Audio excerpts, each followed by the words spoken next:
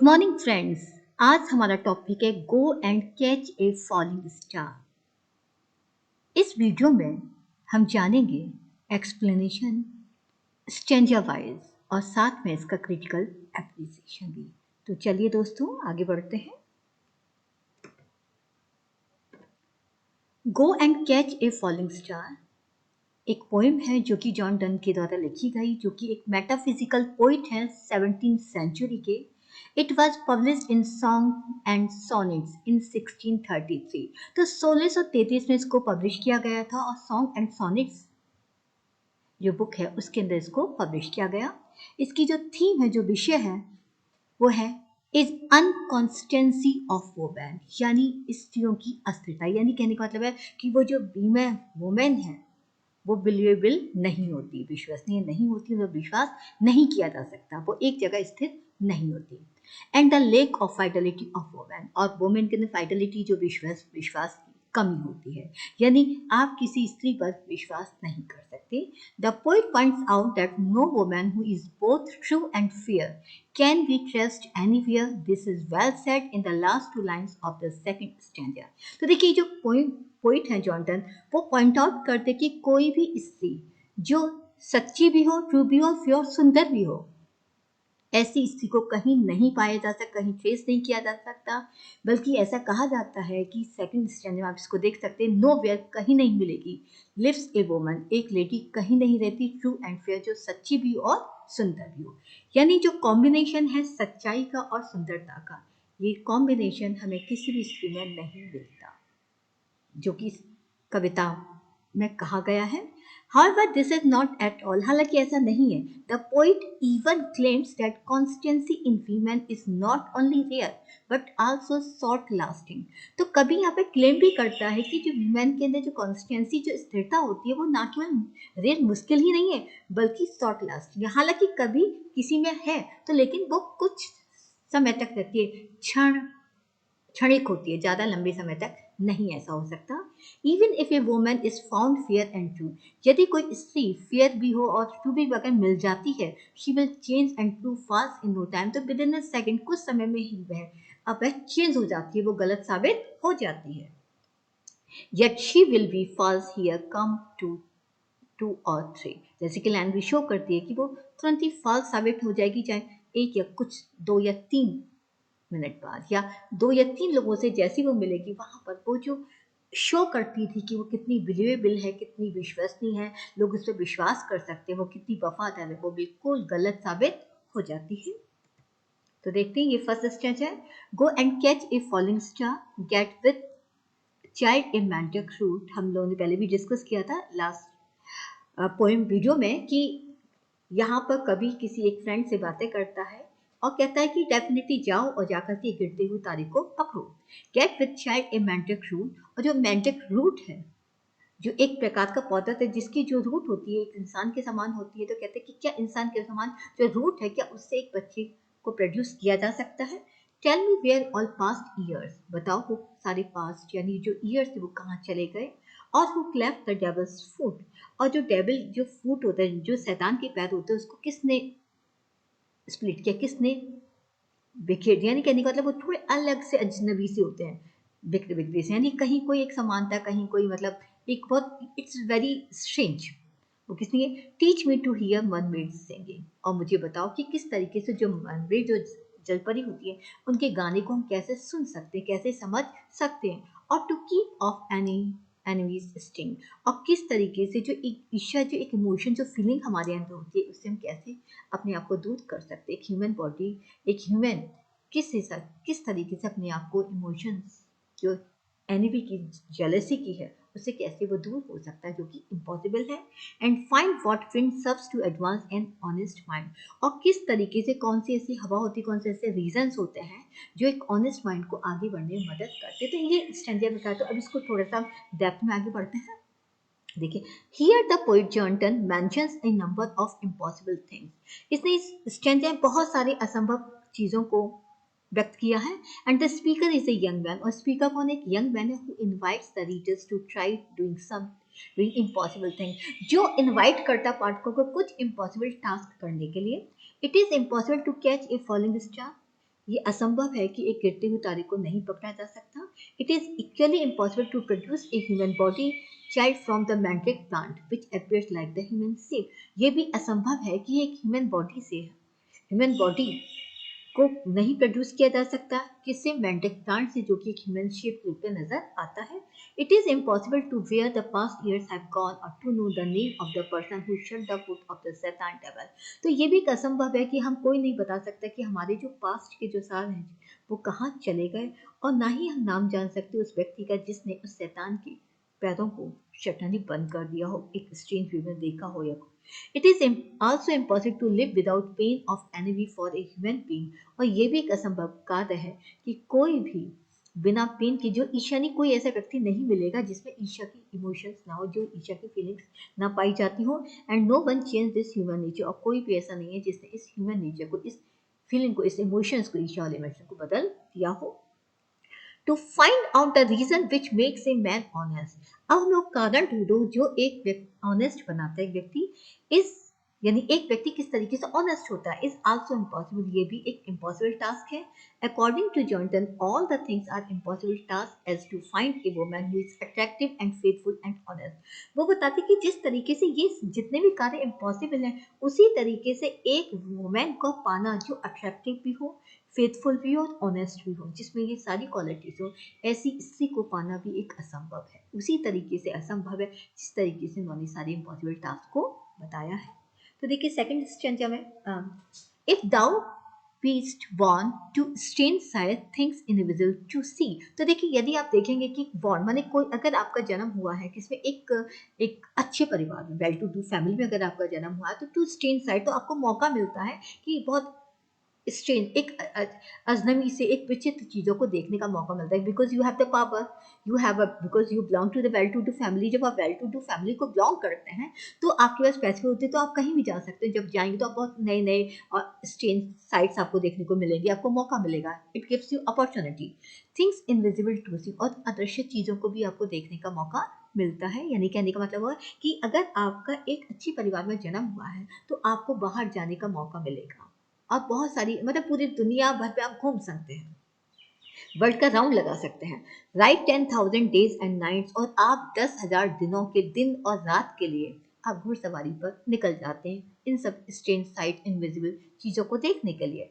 Till as snow white hairs on the, और जब तक आपके बाल वाइट नहीं हो जाती तब तक आप घूमते रहते हैं, तब तक आप घर वापस नहीं आते। दाउ व्हेन दाऊ रिटर्न, जब आप वापस आते हैं, विल टेल, तब आप मुझे बताएंगे, all strange wonders that befell thee, कि क्या कोई स्ट्रेंज वंडर्स, यानी आपने कौन कौन से विचित्र जो वंडर जो आपको आश्चर्यचकित कर दिए, कौन सी ऐसी चीज़ें थी जिन्होंने आपको आश्चर्यचकित किया, कौन सी ऐसी चीज़ें थी जो आपने देखी, वो सब आप मुझे बताएंगे। एंड श्योर, आप कसम भी खाएंगे, नो वेयर, लेकिन आप कसम खा के कह सकते हैं नो वेयर, कहीं नहीं, लिव्स ए वोमैन, एक वोमैन रहती है जो ट्रू हैंड फेयर, यानी आप बहुत सारी 10,000 डेज और नाइट आप स्पेंड कर दें, लेकिन आप जब लौट करके आएंगे तो कसम खा के इस चीज़ को बता सकते हैं कि आपको 10,000 डेज एंड नाइट में कहीं भी कोई ऐसी स्त्री नहीं मिली होगी जो ट्रू भी हो और फेयर भी हो। तो देखिए आगे एक्सपेंड करते हैं इस आइडिया को हम लोग। Here the poet says that a woman who is born in rich family can see the great wonders of the world. एक व्यक्ति जो रिच फैमिली में जन्म लेता है, उसको अपॉर्चुनिटी मिलती है, उसको संसार के जितने भी ग्रेट वंडर्स होते हैं उनको वो देख सकता है। Even invisible objects can be seen by him, यहाँ तक कि अदृश्य जो ऑब्जेक्ट्स होते हैं, वस्तु होते हैं, उनको भी वो देख सकता है। If he travels 10,000 days and nights and travels all over the world, वो पूरे संसार का यात्रा कर ले, 10,000 दिन और रात वो गुजारे उस ट्रैवलिंग में, till his hair turns grey, जब तक उसके बाल सफेद नहीं हो जाते। He can see wonderful sight, तो इस बीच में बहुत सारी वंडरफुल साइट दृश्यों को देख सकता है। After the completion of his journey, जब उसकी यात्रा पूरी हो जाती है 10,000 डेज एंड नाइट्स की, he will tell the wonderful scenes he has seen, तो जो भी उसने वंडरफुल दृश्यों को देखा वो सब कुछ बताएगा।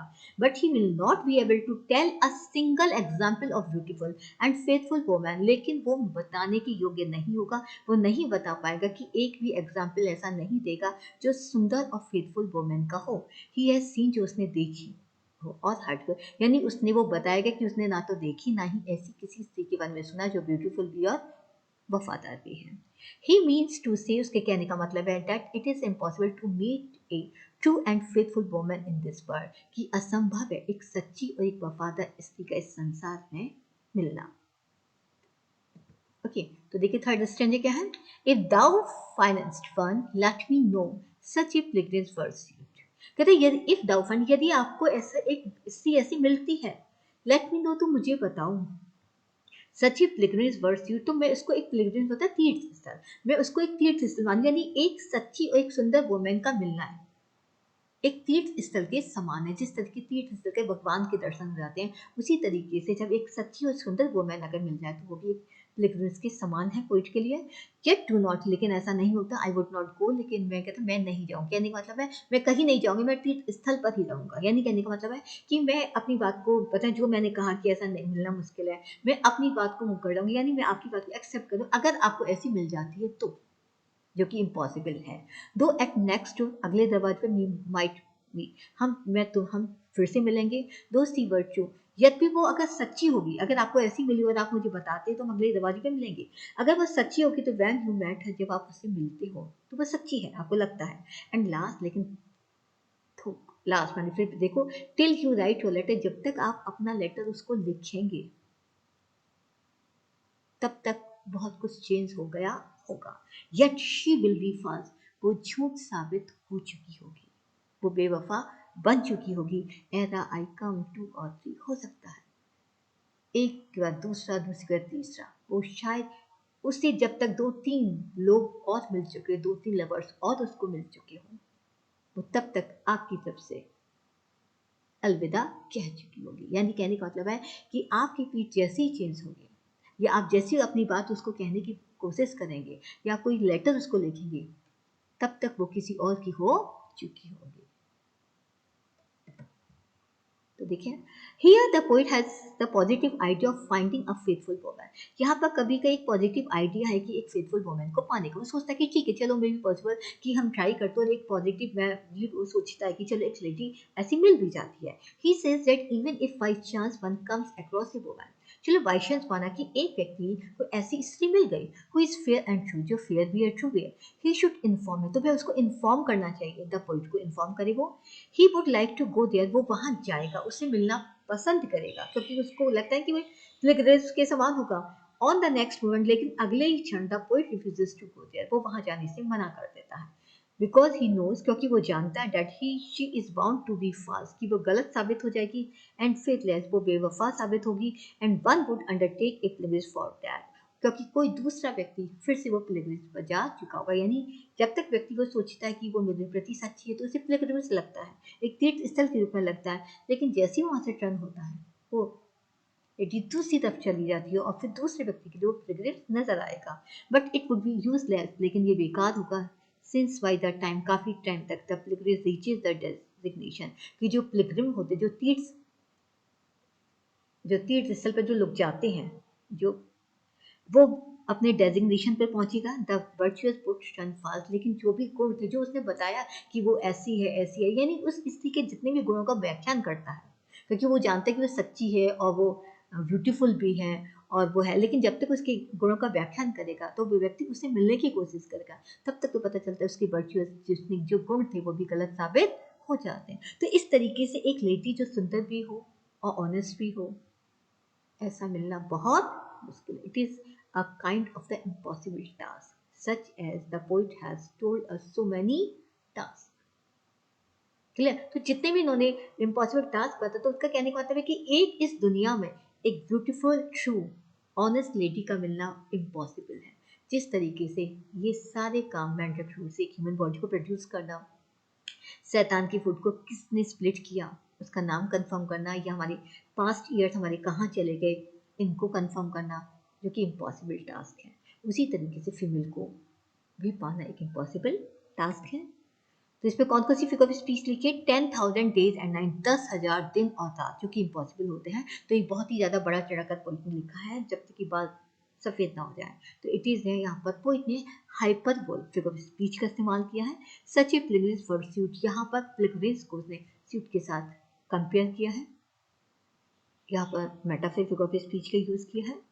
एंड इसमें जो पोइटिक ब्यूटीज जो यूज हुई वो song go and catch a falling star is written as a regular stanza pattern. ये गो एंड एक रेगुलर स्टैंजा में लिखी गई है। The poet has three stanza, the poem has three stanza of 9 lines each, और 9 line का 3 stanzas है इसके अंदर, जिसमें इस तरीके से पूरी पोएम के अंदर 27 लाइन है, एक स्टैंडर्ड 9 लाइन का है।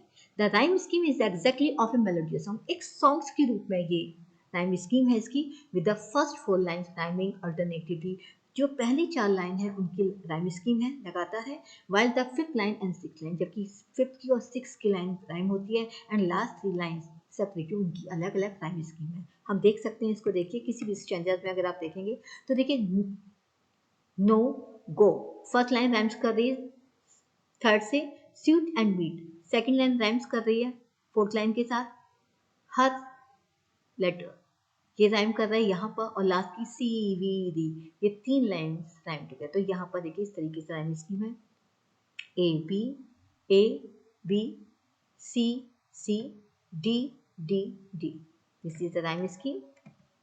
Okay, the tone is highly satirical, व्यंग्यात्मक है, इंस्टेंटली बिकम्स एक कन्वर्सेशन टोन है, द पोएम हैज मेटाफिजिकल। चल, थैंक यू वेरी मच।